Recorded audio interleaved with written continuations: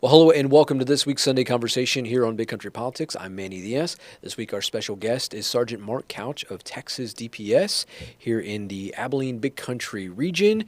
Sergeant Couch, it's been way too long. Been too long. It is. It's always great to see you. It's great to be in a new studio. This is a great setup. It's a little something different that we're doing here. I know you and we've talked about in the past about a podcast of some sort. Well, let's snap our fingers and here it is. I love it. Here it is. You're a man who makes it happen. it's a team effort. That's for sure. That's for sure. Well, we have a lot to talk about, and I think probably one of the I hate to use the word viral because viral. I always whenever you hear that, you think it's probably something negative that comes to mind. But an interview that you and I did many years ago that kind of got some legs, certainly on the web, YouTube, and certainly with CBS, was our chat about fentanyl. Yeah. And whenever you brought the whole diagram of everything where you showed like just a pinch of it and how fatal that could be, obviously you want to talk a little bit about that and certainly, what that's looking like, 100 plus days into the Trump administration and things like that. But here recently in Abilene, and this impacted a lot of agencies, like Abilene, Police Department, Breckenridge, Snyder, Texas DPS, a lot of surrounding communities. Operation Soterra Shield. It rescued 109 children, arrested 244 offenders. And these are people that are looking to bring harm to children. Yep. I know you probably can't speak a whole lot of it. This is an investigation that the FBI led. Sure. What can you tell us about this? Certainly, the top of the iceberg here. Yeah, I mean, again, that's a good point. The iceberg is a great thing that you see the point that's sticking out of the water, but really it goes very, very deep and very, very wide under the surface that you can't see. And so these types of operations are good in the fact that they're getting these victims. Number one is we're rescuing people that are in basically slavery in a situation that they're in, out of a situation that's bad that's going on there. So it's a great thing to be a part of it. But it's in the saddest part of the news I could give you is that we're just scratching the surface of the problem. And I mean, if you look at some of the films that were released about the victims of human trafficking that are going on, it is a worldwide, it is a huge commodity, and unfortunately, the United States is the leader of the consumer of that commodity. That's horrible. It's horrible. Yep. Probably within the last few years, you hear. I mean, obviously, we hear a lot about the drug trafficking that comes across the U.S.-Mexico border and what have you, but human trafficking—that's a whole nother element, a whole nother ball game here. Yeah, I mean, we're talking about the last 4 years, or at least that the border has been fairly open game to move across, and we found the cartels and those people who are operating down there are utilizing these human beings as commodity, and that's been the thing that's been transferred or transferred across the border the most. Of course, we've had a change in administration, some things going on that way that are starting to to choke down those points to hopefully combat some of the wholesale openness of it, to take it back to what I would consider to be more of a smuggling where they're trying to avoid law enforcement, whereas where it was just kind of open game where just wholesale crossing was happening, right, and it was being done really not monitored or even stopped at all. Wow. Okay, let's kind of, I guess, just zoom in here to Abilene and the Big Country. I mean, I know Texas DPS, you guys do a fantastic job. God bless you guys and the work that you do with, to really crack down on the trafficking of drugs. But what do y'all see with human trafficking when it comes to that? Yeah, this is a difficult cases to try to pinpoint, and these operations, like the one you saw that took place in Dallas, are very complex. Unfortunately, the internet has been the biggest force multiplier when it comes to this type of work, because even operations we have here locally, we've done, I've seen several of these have happened in our local areas that we do. We're utilizing the web. That's how this is all taking place, is is through some of these what I call black sites or dark sites that people go to, and it's kind of a word of mouth. It's kind of a trade situation. People understand and know which sites to have an ad on and or be on in fishing or looking for these folks that are out there, whether they're someone who's doing it on behalf of a minor and trying to put them out there for sexual contact and those kind of things, or in some cases it's a young person who by themselves are doing that themselves. They may be working with someone else or in a situation. A lot of times it's those people that the traffickers are looking for. They're trying to score those people. So it's these social sites, and they have people who are trolling on those sites looking for these young people. And so let's just talk about who's out there. Runaways, people who have lost their home because of, it could be because of poverty, it could be because of unwanted mouths to feed, or maybe they're in a rebellious young teenage setting and they don't want to follow the rules of the parents' house, and they decide they're going to run away or leave their home or whatever, and they find themselves, because of pride and or whatever, they're not willing to come under someone else's leadership, and so now they find themselves on the street. These are the people that traffickers and people who want to do harm to children, they are looking for those people who are down and out, have no place to provide for themselves, and they will start grooming them. On the internet, it's called grooming. They'll start, make a contact with them. It can be that they're telling them how pretty they are and how wonderful they are, and all these different things that start happening in that situation. And it all ultimately will culminate with a meeting. Hey, let's meet up. Let's do something. In some cases, it's someone trolling for underage sex. And you have people who are in hard situations who just want money, and they're going to sell their body because they're 14-year-olds, 16-year-olds. We've seen some, and I've seen, in investigations even that we even act the part of and saying, hey, it's my mom, and they're basically farming me out or basically come pick me up, that kind of thing, and it's a known situation. Yeah, I guess. Yeah, let's expand on that part. Like in essence, acting the part. In essence, there. What's that like? Imagine that has to feel a different way as you're kind of trying to get in the mind of someone who's seeking these things out. It's a difficult thing. This is the toll I think that a lot of times that we don't talk about is how big of a toll this pays on our investigators, who are having to put themselves in the mindset of this criminal element of very deviant people when they're trying to pose as people who are on the internet. So, it's common practice to get up a fake profile, all the things you need to make yourself into I can make myself into a 14-year-old girl and put myself on the internet and then just put myself in one of those places. And we don't start out with that because, again, these are complex criminal investigations that we're doing. And so there's an element, too, that to get beyond what the prosecution would call entrapment with someone is you got to provide an opportunity for someone. And so, but in that, there's certain things and elements that our prosecutors want us to have to make sure that we meet the elements of the crime, that we didn't make someone commit the crime. You don't want to make someone commit a crime, then arrest them for something that you basically put them in a situation where is that called entrapment? Exactly. Yeah. And so that's what everybody wants to scream entrapment, but law enforcement's very, very, very, very good about maneuvering those things by making comments on there that two and two would put together. That's an underage person I'm talking to, right? So they try to make that very, very plain. And the prosecutors want us to make that very plain to where you're not getting someone who is by mistake not understanding they're talking to someone. And it doesn't start there. A lot of times when we're talking about meeting, that's when we start to bring in. Now, and I'll tell you the most disturbing thing is when that part of the investigation is, and you're dealing with something online like that, and you actually put that out there, an age, like you say, hey, I'm 14 or whatever, and it doesn't even deter the person who is talking to you. They want that.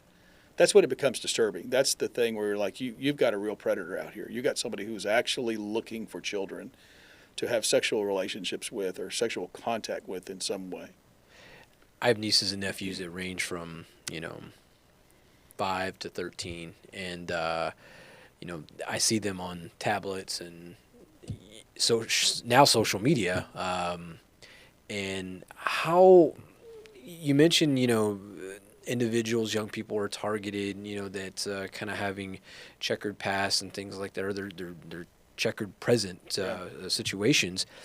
But how often are like young people, I guess, targeted that are just, coming from just a regular household and what have you? All the time. Yeah. If your kids are online, if they're depending on where they're going, what they're doing, we're talking about predators are on, like, if your kids are on Xbox and they're gaming, and conversations will be had in these gaming situations where maybe personal things are being shared in some ways. I play online games.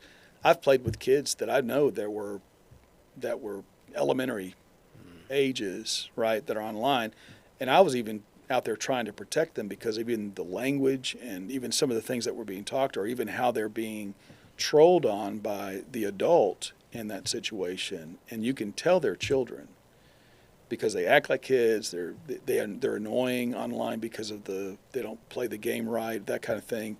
But you can hear the adults. So if you just take that situation and you had maybe changed the scenario up, where you had an adult who was in queue like I am and say, that's a kid, and now I could start maybe fishing a little bit with them, right?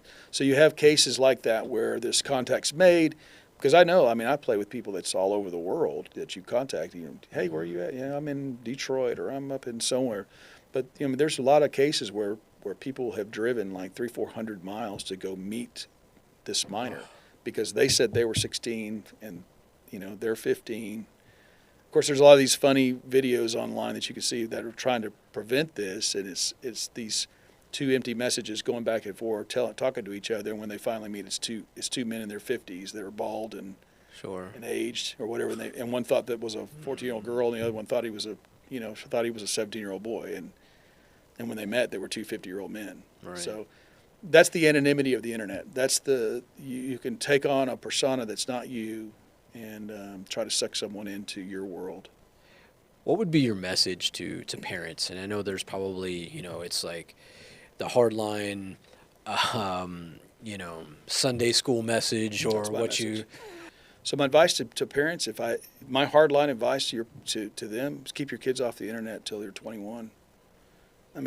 Really and truthfully, I talked to my daughter. My daughter's 19 now, and I told her, she got married here last year, and Good for her. I Congratulations. was asking her about, like, hey, babe, what would you do differently? Well, like, as a parent, did we give you a phone too soon? What are you going to do with your kids? And she said, my kids, Dad, my kids are not going to have a phone till they're 18.